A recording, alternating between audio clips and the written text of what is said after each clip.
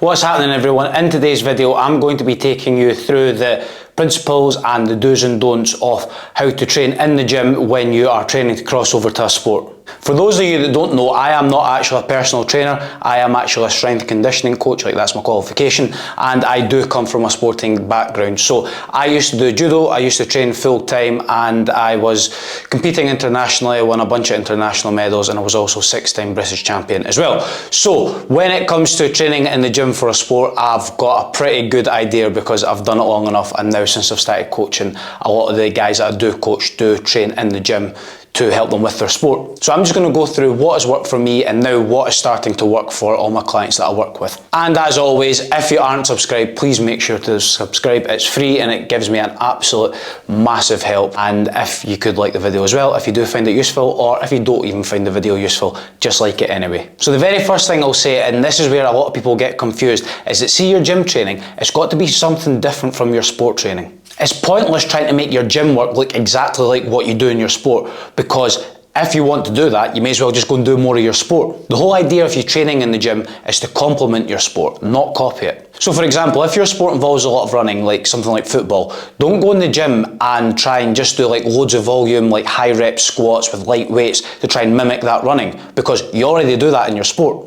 As an actual fact, you actually want to be keeping the volume lower and going heavier, because that's what you don't get from your sport, and of course that's what's going to make you stronger. And we do always want to train in the same movement patterns and use the same muscles as you're moving in your sport, and we are going to do some movements that are pretty sport specific. But definitely don't go in the gym and try and replicate the exact sporting movements, and I'm going to tell you one of the most ridiculous things I've ever seen in a gym. So I've seen someone who evidently played golf, who was in the gym working with a personal trainer, and what the personal trainer had him doing was like mimicking a golf swing on the cable machine, and he was basically like coming back and holding the cable and like doing like a golf swing, and it was the most ridiculous, nonsensical thing I've ever seen in my life. That is going to give you absolutely fuck all benefit. We do obviously need the elements of being sport specific and obviously trying to work the same muscles and movement patterns, but what's going to make you stronger and cross over to your sport is doing your traditional like weightlifting exercises. So in terms of like a single principle of how to train when you're in the gym, I believe what's best is keeping it low volume at high intensity. When you're doing a sport, you don't have countless hours to spend in the gym.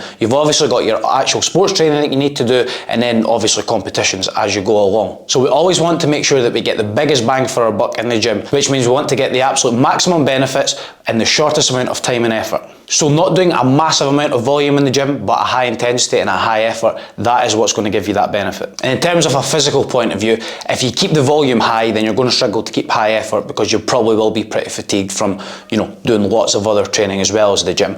And then also if you're doing a low amount of training in the gym, then you do need to keep it at a high intensity to get the most out of it. Now, in terms of the actual effort level that you put in the gym, I've been about athletes training in the gym like forever, in my own sport and then around other sports as well. And one of the biggest ways that a lot of athletes will let themselves down and cost them just general improvements across the board, and that's that they don't put the same amount of effort into their gym training as they do in their sport. Now, that is understandable to an extent, because obviously they're not trying to be a weightlifter. They enjoy doing their sport more, and that's where they're going to put more effort in. But just making yourself an overall better athlete, there is absolutely no doubt about it that is going to help you in whatever sport you do. And I know a lot of athletes bullshit themselves and say, oh no, it's not important, what's important is how I hit a tennis ball or how I kick the ball or whatever it may be, and your technique doing that. But again, your gym training isn't to take the place of that training, it's to help it. And that work that you do in the gym makes such a massive difference in going up the different levels. And the best example, and the example that I always use in a sport that's not like the most physical in the world, but look at Cristiano Ronaldo and Ibrahimovic. Now, you don't really even need me to tell you about the effort that they put in the gym. You just need to look at them. And not only did that effort help them, get a lot of the success that they got in their careers, but it actually helped them prolong their careers. And up until a few years ago, they were both playing at the absolute elite level of football into their late 30s. So if training like an animal in the gym is good enough for them, it's good enough for you. So don't make bullshit excuses about why your gym work isn't important. Now, the next thing mostly applies to a lot of kind of younger athletes who are starting out lifting in the gym. And just remember, you're not trying to train like a bodybuilder. So when we do our strength work for a sport, we're not trying to like hit different muscles at different angles. So we're not like doing an exercise to hit our upper chest and side delt and things like that. When we do our strength work, we work in movements such as squatting, lunging, hip hinging, vertical and horizontal pushing and pulling. And when we're putting together a strength program, these are the things that we need to consider. Now that doesn't mean that you're never going to use any bodybuilding style exercises or techniques. You may have to do some sort of speciality or assistance exercise if you're maybe trying to target a specific area or build up a weakness. But for the most part, you want to stick to your fundamental compound lifts. Now, as I've already mentioned a few times in this video, the volume that you do isn't going to be the same as that of a bodybuilder. Your sessions are going to be short and sharp, and it's not like you're going in the gym to do legs, doing 4 exercises, 5 sets, 1,000,000 reps, and like doing that twice a week. You're trying to achieve something massively different than what a bodybuilder is. Now, the last thing I'll say, and I know a lot of athletes are really hesitant to do this,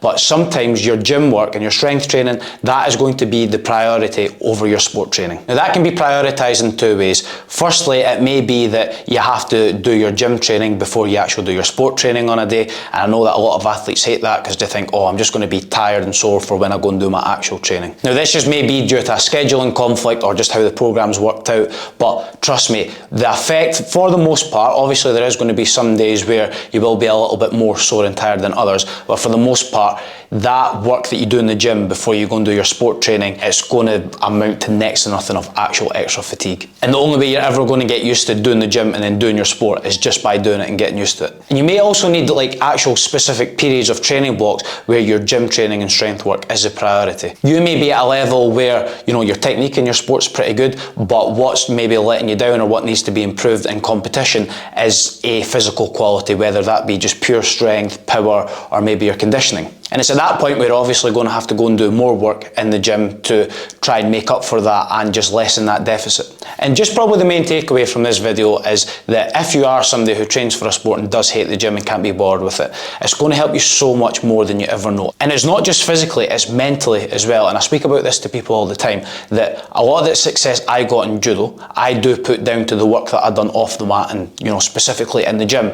But it wasn't even just like how strong I actually got or the gym made me. It was just that mental benefit I got and just that feeling of going and, you know, smashing the gym, hitting PBs, lifting all these big heavy weights, and then you just feel like invincible after it. And taking that into competition for me was just like a massive thing, and it definitely helped me so much, as I've said, and I'm sure it'll be able to help you out as well. So if you are an athlete who trains for the sport and you're maybe not massively motivated or you've not got much direction, please feel free to reach out. All my social media info is in the description below, as is my coaching inquiry form that you can fill out, and I'll get back to you and have a wee chat, and maybe you can get me on board to come and help you along with your sporting journey. As always, be sure to subscribe to me and like the video, it helps me out massively. And that's me done, and I will see you in the next video.